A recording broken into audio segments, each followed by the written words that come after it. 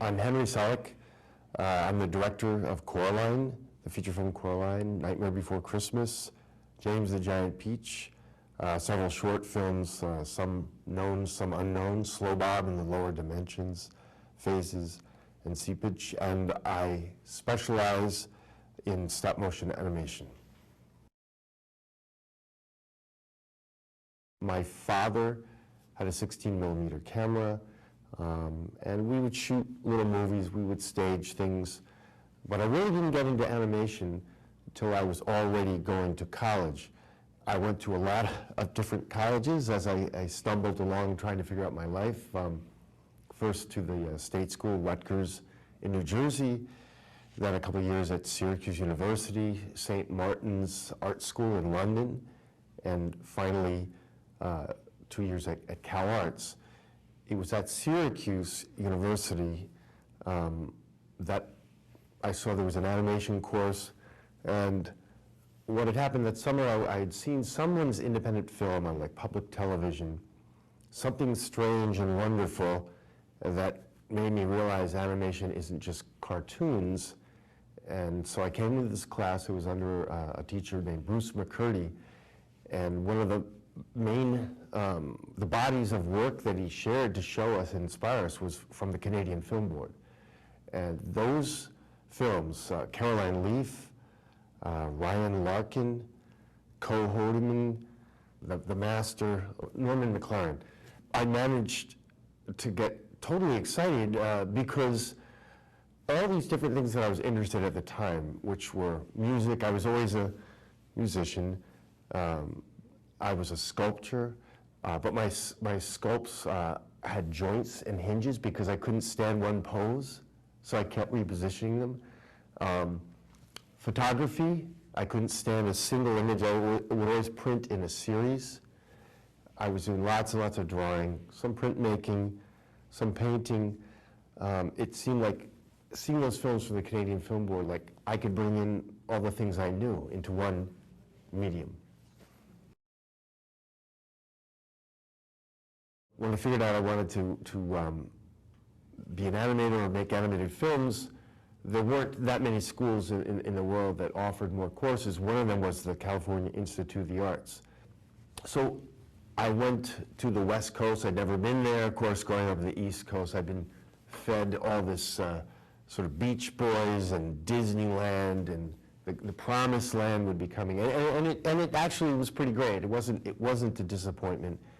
Cal Arts was a great school, but I applied to the two animation programs. There was one, the Disney program, traditional character animation, and then Jules Engel's experimental. And I got into both, and I stayed in both. And I've always been sort of treading this line between experimental and more traditional storytelling and so forth. At the time, I really wasn't thinking about making a living. I just thought, I'm going to make short films like those Canadian Film Board ones, or the ones I've seen here at Cal Arts. Someone will pay me for it. So I made some short films, but I realized no one's going to pay me. Even if I win all the festivals, that'll just buy me a couple of dinners and a hotel room. So those short films and exposure led me to taking a sort of a hard right turn, and I went to work at Disney Studios. And I wasn't one of the kids who their entire lives had wanted to go there. I drew Mickey Mouse as a kid. You know, we all did growing up. And it wasn't that I was against it, but I was up against all these people. Like, that was their life dream, and I was coming from another place. But so my first professional experience was Disney Studios. And actually, it was very difficult for me to adapt. But ultimately, it was, you know, maybe the second best or equally best schools I ever went to. When you're starting out, it's, you have to be true to yourself. You have to figure out, what do you have to say? And, you know, some people are stuck. They're not sure. Well, you've got a story. Everyone has a story. You don't have to make it completely autobiographical, but you can be inspired by your story, the things you've been exposed to, family members, your culture, historical events. But whether you're a writer, painter, filmmaker, you don't get that many chances in life to be true to yourself. And when you're starting out, that's your opportunity. So figure out a story that means a lot to you and tell it very well. I mean, kill yourself. Especially if you're a student and you have access to facilities or equipment that you might need. You don't need sleep when you're a kid. And the very best thing you can do is to start off with a bang by doing something that's so personal and so striking and well done that it gets attention, that it stands out from the people who basically just want to get a job. Oh, one other thing, I can't help everyone out here, but certainly in my life, going to Cal Arts at the time I did was very beneficial. I happened to be in the same class with a lot of people who went on to huge success. John Lasseter, Brad Bird, John Musker, with Joe Ranft and Tim Burton right behind me. I don't know how you fall into a situation like that, but I expect that you're going to be, especially as a student, you'll be with other people, other creative types that you'll bond with, and you'll help each other out in your life. Future projects, I'm always, as in Coraline, I'm trying to take animated feature films into new territory.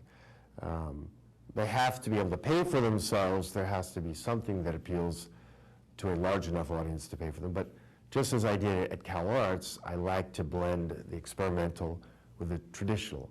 So any of the projects, including a couple of ideas with Neil Gaiman and an original concept of my own, will keep pushing boundaries. I don't want to repeat myself, and I think the animation audience is hungry for new stories and new images. Okay. Well, this is the first time I've come to the Ottawa Festival. I've been trying to come for 20 years. In the past, either I was too busy or I was at a down period and couldn't actually afford to travel here. But I've been wanting to. Two of my previous projects, short films, have won awards here. I think it's, the impact for me is it's the best North American animation festival in existence. It has a great history, and it's what I found at the few festivals I've been to around the world.